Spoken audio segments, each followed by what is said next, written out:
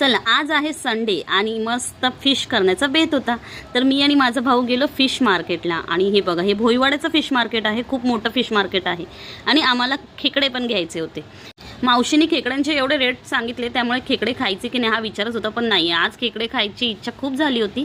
तर मावशींना थोडा मस्का लावून आम्ही खेकड्यांची प्राइस कमी करून घेतली आणि मस्त खेकड्यांचे 2 वाटे घेतले। जाता जाता मावशी बोलल्या थोडा रस्सा पण पाठवा खेकड्याचा। तर मस्त खेकडे घेतले, मच्छी घेतली आणि घरी जायला निघालो।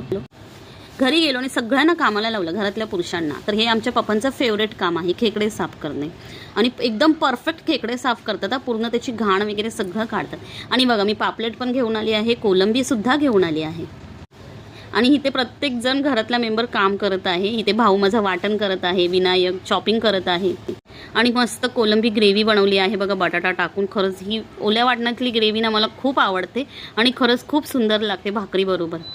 तर खेकडे बनवणार आहे आज विनायक आणि खरंच त्याच्या हाताला खूप छान चव आहे।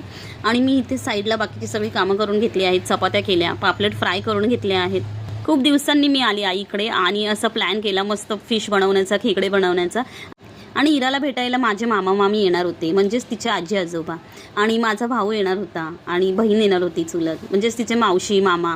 तर खूप छान असा बेत झाला आणि इथे आळूची पानं पण आणली होती, ती पण मामी साफ करत आहे।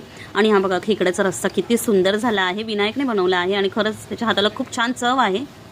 खेकड्यांची साईज छोटी होती पण चवीला खूप छान होते खेकडे आणि खेकडे भरलेले होते आणि खरंच एवढा रस्सा टेस्टी झाला होता ना।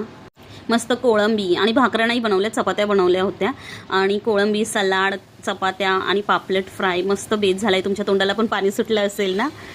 ताटं तयार केली आणि फटाफट सगळ्यांना जेवायला वाढलं आणि जेवण खूप छान झालं होतं। इथे माझ्या भावाला जेवण खूप आवडलं आणि मस्त आम्ही सगळे जेवायला बसलो। बघा घर खूप दिवसांनी असं भरलेलं वाटलं ना की खूप छान वाटतं। आणि इराचा 11 मंथ बर्थडे पण सेलिब्रेट करायचं होतं, त्याचं पण प्लॅन आम्ही आजच केलं होतं आणि तिला छान ना रेडी केलं आहे, रेड फ्रॉक तिच्यावरती खूप सुंदर वाटतंय बघा, ती चालत चालत आली आहे आणि हे शूज तिला आम्ही नवीन गिफ्ट केले आहेत। मस्त केक आणला होता आणि तिचं फोटोशूट केलं आणि छान असं केक कट केला मस्तपैकी, ती खूप खुश होती।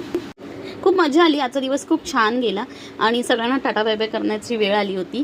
ब्लॉग कसा वाटला प्लीज कमेंटमध्ये मला नक्कीच सांगा आणि भेटूया पुन्हा नेक्स्ट ब्लॉगमध्ये, तोपर्यंत बाय।